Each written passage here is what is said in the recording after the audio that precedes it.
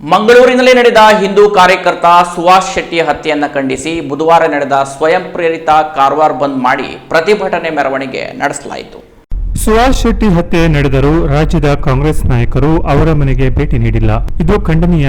ಶೆಟ್ಟಿಯನ್ನ rowdy sheeter ಎನ್ನುವ ನಾಯಕರು ಇನ್ನೊಮ್ಮೆ ಜಿಲ್ಲೆಗೆ ಬರುವಾಗ ಸಜ್ಜನರ ಸಹವಾಸ ಮಾಡಬೇಕು ಎಂದು ಆಗ್ರಹಿಸಿದ ಅವರು ಸುಹಾಸ್ ಶೆಟ್ಟಿ ಹತ್ಯೆ ಪ್ರಕರಣವನ್ನ ಎನ್ಐಎಗೆ ನೀಡಬೇಕು. ಜಿಲ್ಲೆಯಲ್ಲಿರುವ ಪಾಕಿಸ್ತಾನಿಯರು ಹಾಗೂ ಬಾಂಗ್ಲಾ ಪ್ರಜೆಗಳನ್ನ ಹೊರಹಾಕಬೇಕು. ಜಿಲ್ಲಾಧಿಕಾರಿ ಲಕ್ಷ್ಮೀಪ್ರಿಯಾ ಅವರಿಗೆ ಮನವಿ ಸಲ್ಲಿಸಿದರು.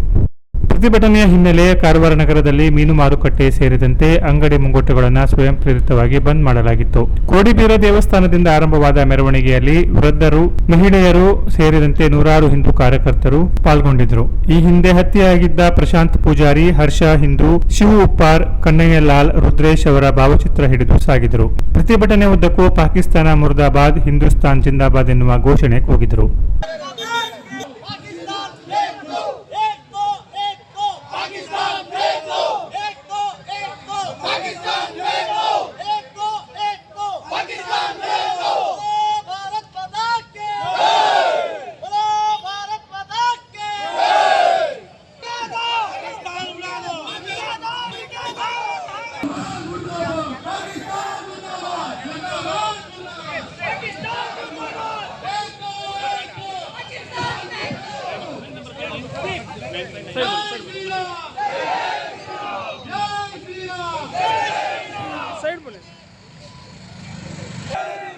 ಪಾಕಿಸ್ತಾನಕ್ಕೆ ಪಾಠ ಕಲಿಸಿದ ಭಾರತೀಯ ಸೈನ್ಯಕ್ಕೆ, ಪಾಕಿಸ್ತಾನಕ್ಕೆ ಪಾಠ ಕಲಿಸಿದ ಭಾರತೀಯ ಸೈನ್ಯಕ್ಕೆ, ನಾಯಿ ರಾಷ್ಟ್ರ ಪಾಕಿಸ್ತಾನಕ್ಕೆ ಪಾಠ ಕಲಿಸಿದ ಭಾರತೀಯ ಸೈನ್ಯಕ್ಕೆ, ಪಾಕಿಸ್ತಾನ ಎಂಬ ನಾಯಿ ರಾಷ್ಟ್ರಕ್ಕೆ,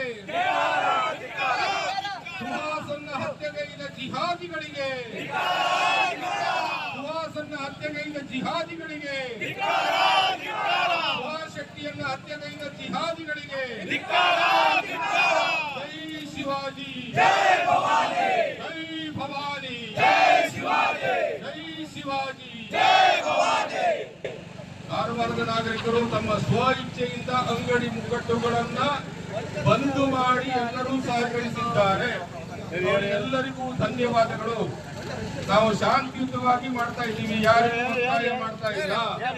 ಎಲ್ಲ ಅಂಗಡಿ ಮುಗ್ಗಟ್ಟುಗಳು ಬಂದ್ ಮಾಡಿದ್ದಾವೆ.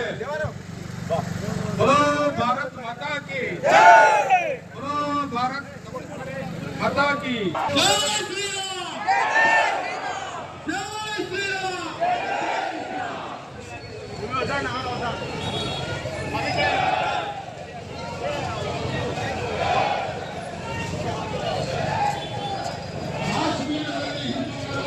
Canara plus news, Karwar.